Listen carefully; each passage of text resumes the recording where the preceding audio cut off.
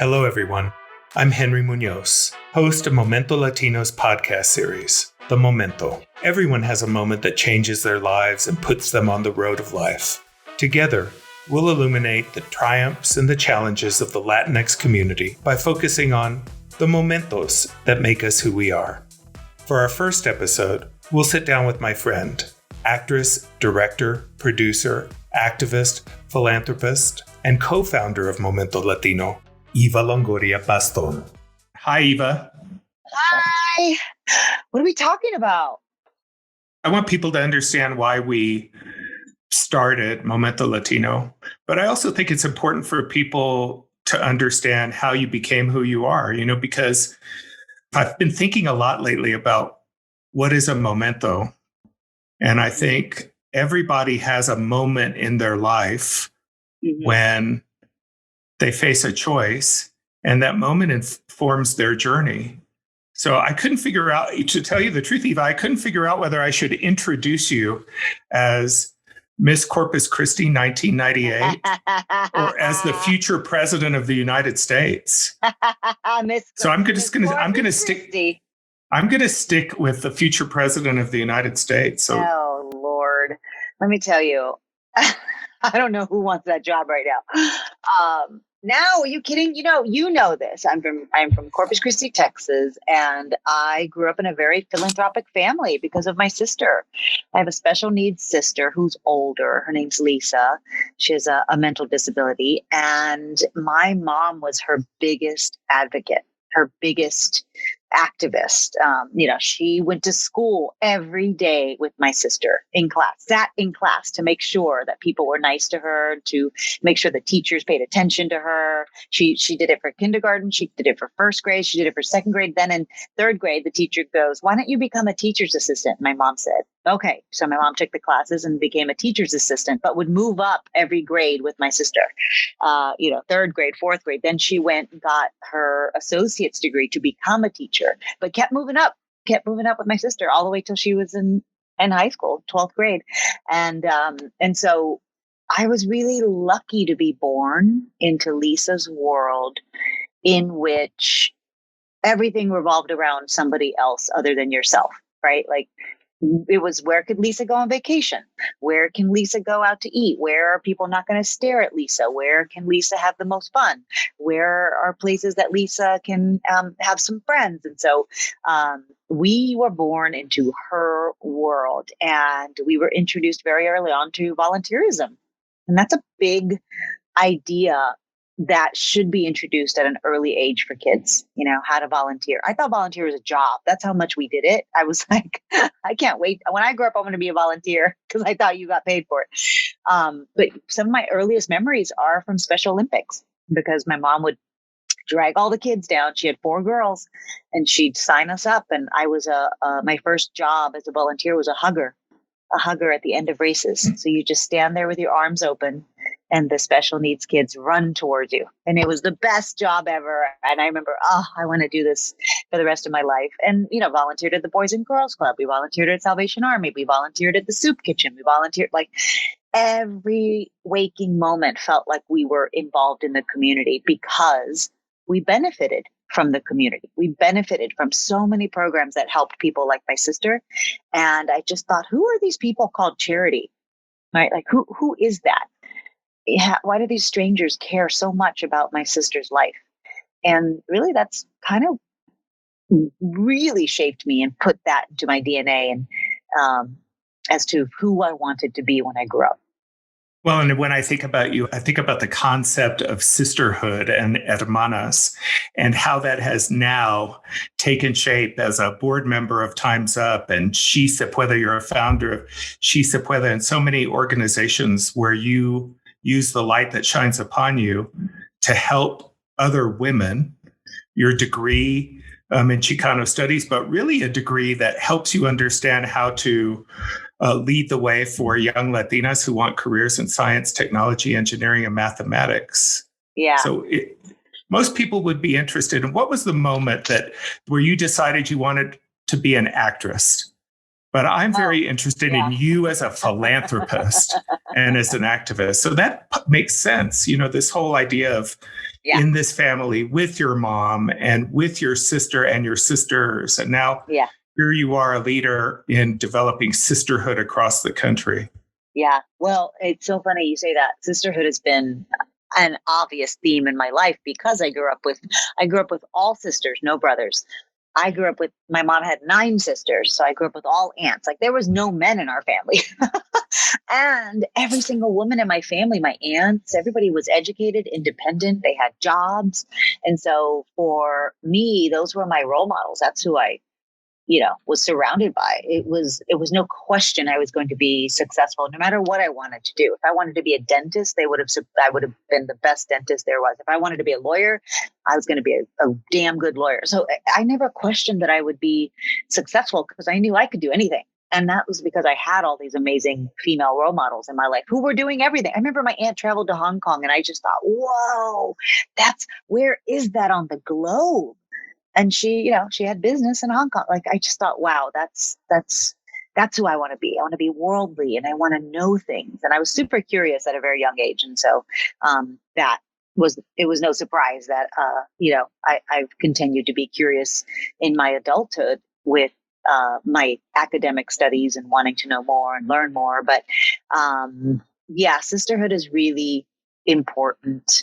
And it really, if you look at, Time's Up and She Se Puede, like women are the CEOs of the household. Women make this world go round. They make the financial decisions in their houses. They make the educational decisions. They make the health decisions.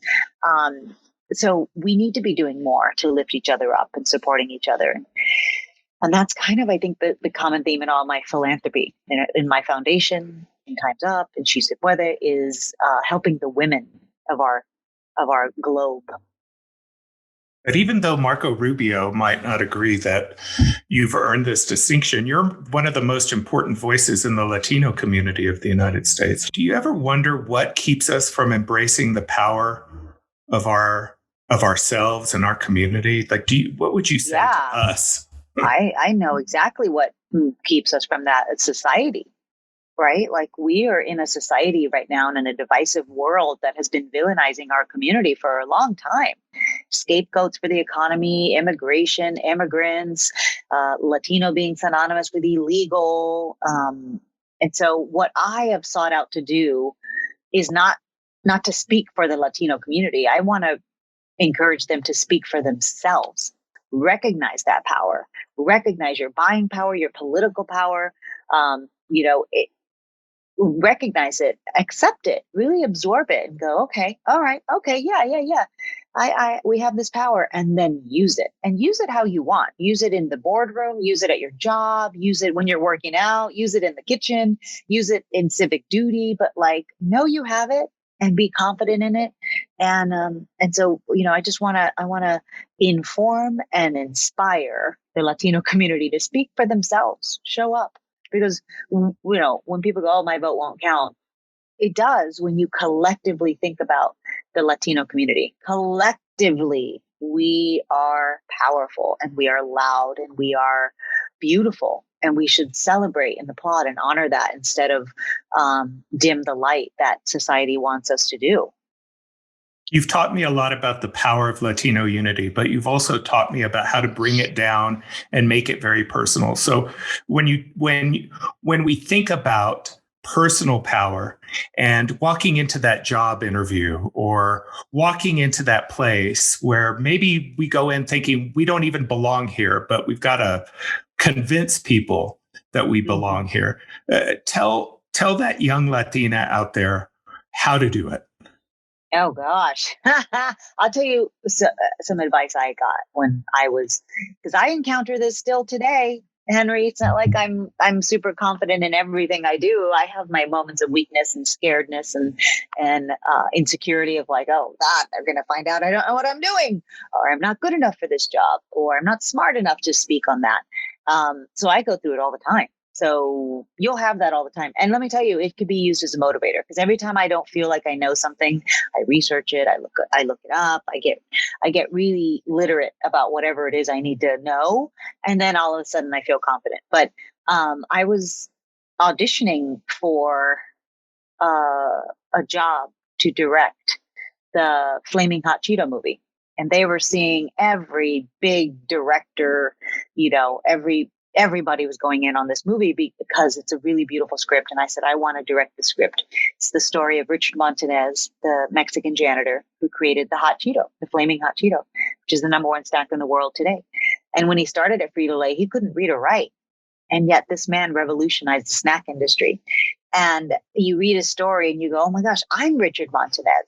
Everybody's Richard Montanez. Everybody's telling us in the Latino community, oh, no, that opportunity is not for you.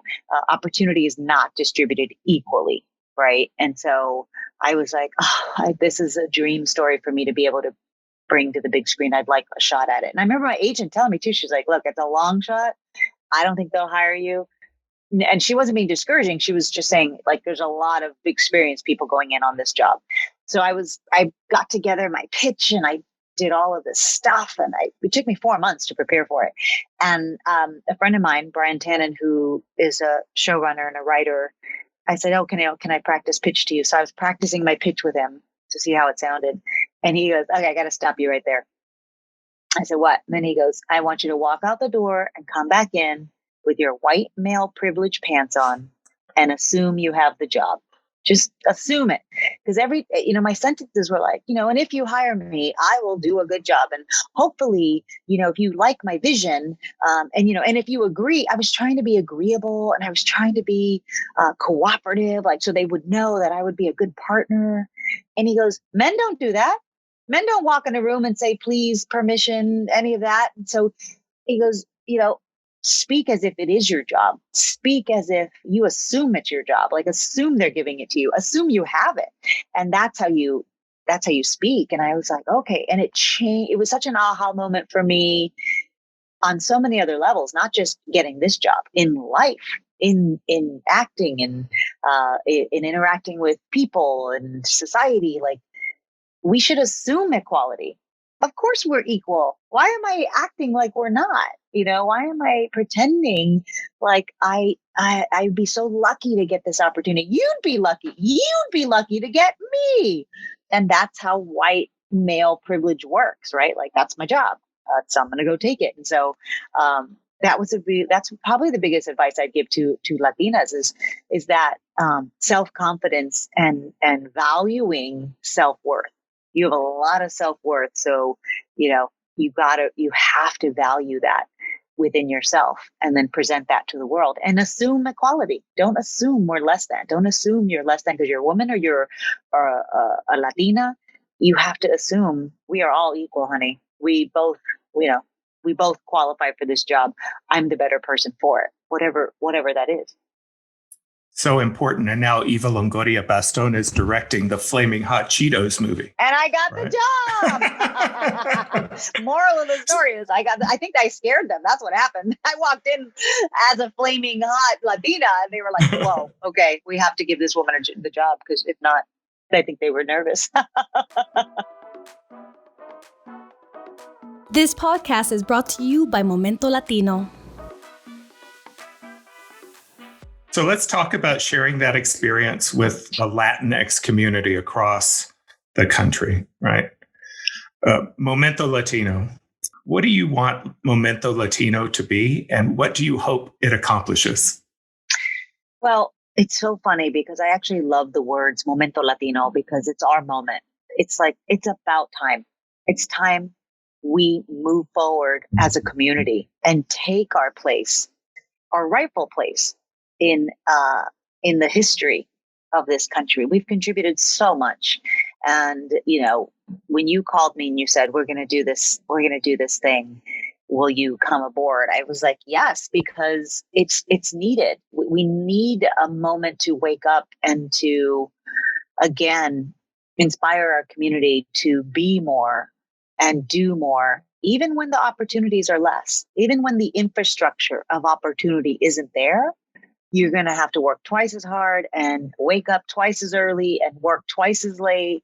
But we're going to get there, and we're going to get there as a community so that we don't have to do that in the future. And so, the other thing is obviously this global pandemic has really shaken us to our core. And there were so many disparities before this pandemic. And I think coronavirus has just exacerbated the disparities, whether it's in education or the economy or healthcare and access to healthcare. And so to be able to look at our community and go, okay, how do we set ourselves up to not only survive the pandemic and this time, but to thrive beyond it, right? To thrive after this is said and done, which who knows when that's going to be, right? And it was important. Once we did the study, once you commissioned that study, Henry, I was so blown away by simple facts, like the fact that, oh yeah, education has now moved from the classroom to home, and many of us don't have Wi-Fi or broadband or tablets or computers. We already have a horrible dropout rate or push-out rate. And so to put this on top of that, there's so many children who are just not going to go back to school, whether you're in high school or in college. So many people are just dropping out of college and joining the workforce. We won't get a lot of those kids back. They're going to be lost to this as a consequence of the virus and as a consequence to bad administration governing this virus. But we as a community need to reach back and pull people up and make sure that everybody's keeping their head above water, and collectively we can do that. It's very scary when you're going through it as a family by yourself. But when there's other families out there's people like Momento Latino who are being set up just to make sure that you will be able to survive this and live a life of dignity. Because at the end of the day, that's all we want, is to live a life of dignity, to make sure our rights are protected, to make sure our families are safe and our voices are heard. That's what we want. Who does not want that? And so for me, I really, that's the goal. That is the goal, is to make sure that Latinos are lifting each other up and we're aggregating our cultura and our passion and our resources together. Because once we're all together and we're uplifting each other and creating this coalition of all these people who are doing these amazing grassroots things, because that's how it has to happen in a grassroots way, we're going to succeed and we're going to come out of this a lot stronger. And the other thing the study showed us, right, was that frontline essential workers, or 34% of them are Latino, but we're only 18% of the population. So we Latino, that's your healthcare workers and your nurses and your drivers and your delivery people and your restaurant workers and your farm workers, the people putting food on your table. And so once we realize that, you had a brilliant idea to say, we've got to applaud these people. We've got to say thank you to the Latinos who are keeping the economic engine running in this country. We are showing up every day to these jobs, often without PPE, often not at a livable wage, often without living quarters that are, even remarkably acceptable. And so we should say thank you. Thank you to these amazing frontline workers who are really heroes, not only to our community, but to this country. Well, that's another lesson you taught me. You cannot be what you cannot see. And it's important for us to show us that we are heroes and we are patriots and we have kept this country moving. Yeah. So I feel very... thing, the patriot. Well, I love that word, patriot. And I hate that a certain party has hijacked that word. We're all patriots. We are all patriots. And there's nobody more patriotic than the Latino community. No, absolutely not. Not just in terms of being veterans, but embracing that in many ways we understand what is important about the democratic principles of this country. Maybe I wished we felt empowered to vote differently, but I think that's coming. I really believe that that's coming because we certainly have fought hard enough for the privilege of being able to vote. And that leads me to this idea that what's good for us is good for the country. when you have a whole generation of Latinos who are being challenged, right, to enter into college or to return to college, that cannot be good for the United States of America, because we're the fastest growing, youngest population in this country. Mm-hmm. Well, I've learned this from you, is that demography is not destiny. We are the fastest growing demographic in the United States, but the most unemployed, the most uninsured, the most uneducated. That cannot continue. That trend cannot continue. And let me tell you that Latinos are the future workforce of this country. That's why my foundation is dedicated to pushing our communities towards STEM fields, because those are the future jobs. So if these are the future people and those are the future jobs, we've got to create a system that matches them up, right? And so I do think we sometimes rely on like, oh, there's so many of us, we're growing so fast. But no. With growth comes growing pains. And we've got to kind of confront those together. Nothing happens overnight. So this is a battle, a journey that you and I and many people have been fighting for many, many years, and we're making progress, but it doesn't happen. I think that's the part of the lesson for young people too, is not to get discouraged. Yeah.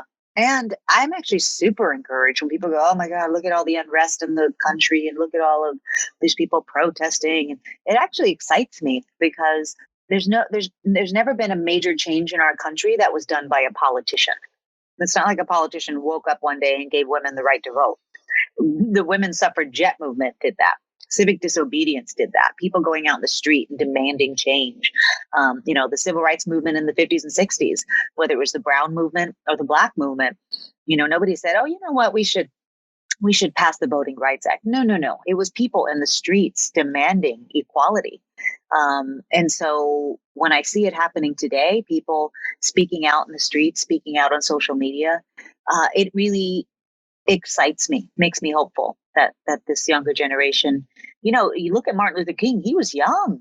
Look at John Lewis, he was young. These people were young when they started their activism. And so I think that there's a place for our youth to feel empowered. And a lot of these movements are including him in that. I will say that's part of it. The other part is voting. Because if all the people in the Black Lives Matter voted, we would see a different kind of election. So I feel like if you're going to be out in the streets and protest, you should get in line and vote. They go hand in hand.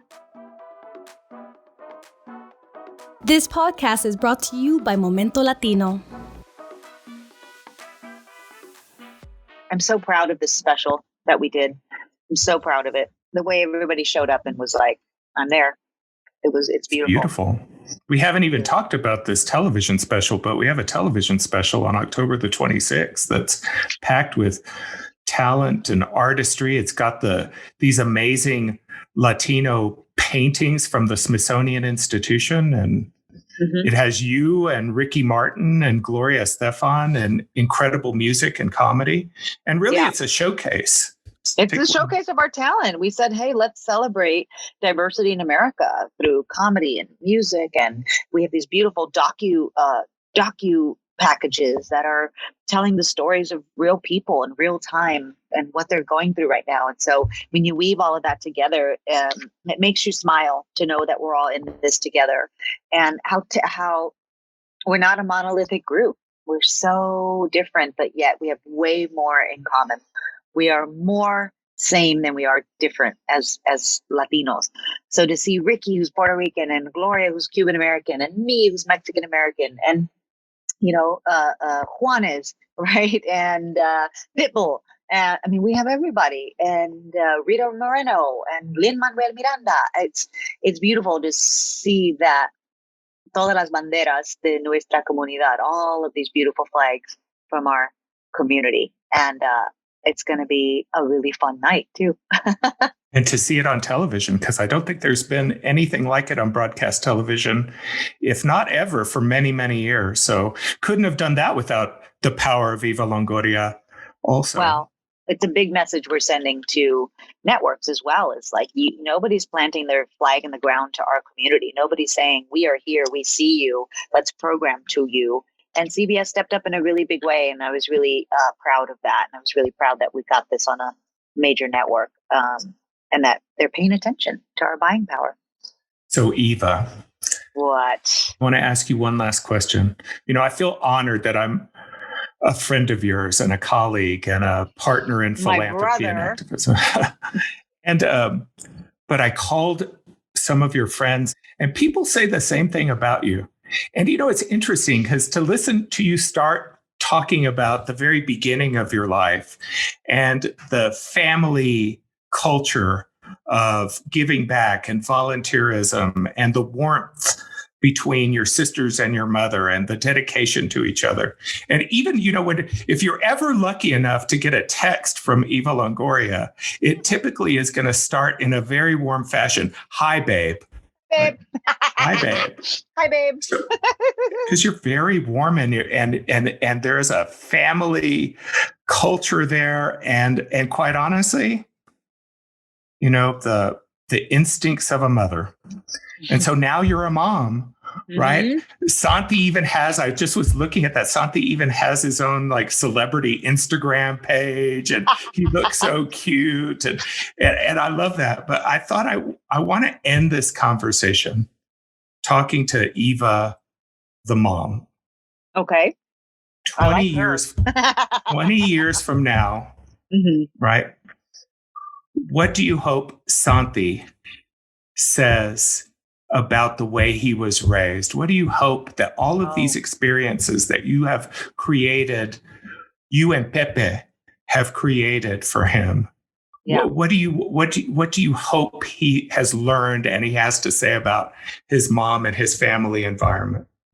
Oh gosh, I hope that he is a person that is filled with empathy and compassion. And I hope to show him a life of that, whether it's through, charity work or volunteering or our philanthropy that he's always included on. He's been to 4 different continents on philanthropic trips before he was 1. He went to India with me. He's been to Dubai and the Middle East and, Spain and Mexico, of course. And he's going to be too young to remember this, but he'll see the pictures and go, wow. I mean, there he was. He was with me since the beginning, and that'll continue for the next 20, 30, 40 years. And I'm a big proponent of you can't tell your kids how to be, you have to show them. And so by living a life of example, I'm hoping that those are the lessons he learns: empathy and compassion and kindness, right? Awareness. Being aware is a very difficult characteristic to have. You either are or you're not. You're aware of suffering. You're aware of privilege. You're aware of people living different lives, and you can kind of look at it through a lens of okay, I'm different, whether you're on the top of that scale or the bottom. But I remember when I found out I was having a boy, I was like, oh man, I kind of wanted a girl. I want to raise a feminist. And my girlfriend goes, but you will. And the world needs more men as feminists than women. And so you will raise your son as a feminist, as if I know you. And I said, yep, that's true. And I haven't forgotten that. You don't have to be a woman to be a feminist, and you don't have to come from privilege to be philanthropic. I think the biggest myth is you have to be rich and famous to be a philanthropist, or you have to be a politician to be political. And that's just not true. Some of the greatest changes we've had in the history of our country have been from a really upset mother who wanted justice, an upset citizen who wanted justice, somebody who just was tired of the system. Rosa Parks getting on that bus, she was done and tired. She wasn't rich, she wasn't famous, but she was tired of the way things were going. And so anybody can be that person and be that catalyst for change in your community. Eva Longoria Bastón. Yes. Well, you know what else I want to say? I want to say that, it's so funny that you mentioned that, because you know my family and my friends that I've had for 20, 30 years, and they'll tell you I'm the same person. And you gather them around you like an extended family. I mean, it's beautiful. I know. I travel deep. I love everybody to experience everything with me. And as I went on this journey of becoming famous, it only gave me a bigger platform to do what I was already doing. And I remember speaking at the Democratic Convention in 2012, And, you know, they had all these speech writers and they kind of give you drafts of speeches. And I was like, oh, these are horrible. And I remember talking to the guy and I go, first of all, nobody wants to hear from a celebrity, right? And I'm not showing up as a celebrity. I'm showing up as a 9th generation Texan, as an American, as a patriot, as a daughter of a teacher and the daughter of a veteran. Like, I want to speak from that aspect. I want to speak as a person who has student debt, who had student debt, who had credit card loans, who worked 5 jobs. So, you know, I need to tell them I understand the suffering. I suffered through it. I mean, of course, I'm in a different position now, but, you know, when I was working at Wendy's, you know, 50 hours a week while going to school, while, you know, volunteering, while taking care of so many other things, it was hard. And so I said, so I want them to know, you know, the Eva who worked at Wendy's, she needed a tax break, but the Eva on movie sets does not. And that's the start. That's what I want people to understand is like, you know, we all have experiences and we're all birthed from how you grew up or how you lived. And that doesn't have to determine where you're going in life, you know, and I'm an example of that. And so I just want to encourage our community to dream big and to do big, you know, but dreams aren't just wishes, not like wishing on your pillow. Dreams take effort and they take, you know, a lot of work. And so for me, I think that, we have so much to offer. There's so much to offer. And I want people to dig deep and really reach their full potential in life. That would be my number one goal for Momento Latino, to make sure that everybody in our community reaches their full potential, to know, oh, wow, what is that limit? Because people go today, oh, how does it feel like accomplishing so much? And I go, oh my God, I don't think I've even, you know, tipped the iceberg of what I am going to be doing in my life. I'm just beginning. And so I want everybody to see their lives like that. Like, oh, okay. The potential is endless. Eva Longoria Bastón, future president of the United States. I'm just trying to stick around long enough so I could be your finance chairman. I'll need you. Don't ever invite Eva Longoria to do something unless you're prepared to answer a lot of questions, do your homework, and be very strategic and informed about where you want things to go, because she's one of the hardest workers I've ever met, and she's going to bring that to anything that she decides to do. Let me tell you, I wouldn't be where I'm at without a Henry Munoz. I wish everybody had a Henry Munoz in their life. You have opened the doors to so many people that I never thought I would be able to speak to, not just presidents, but just people, activists, people in our community, in our circle, who are so full of knowledge and experience. And I've been so grateful for that. And I've been so grateful for you, because you have such a heart of service. Every time I talk to you, you're doing something to serve somebody else. And it's so beautiful to watch. And it's something that I want. It's something that I aspire to be more like, is like Henry Munoz. Well, back at you. Thank you for being my co-founder of Momento Latino. It's really important. Bye, babe. Love you. I love you too. Thanks for listening. Find us on Instagram or Twitter at Momento_Latino and tell us about your Momento. And don't forget to go to momentolatino.us for more resources. A Momento Latino production.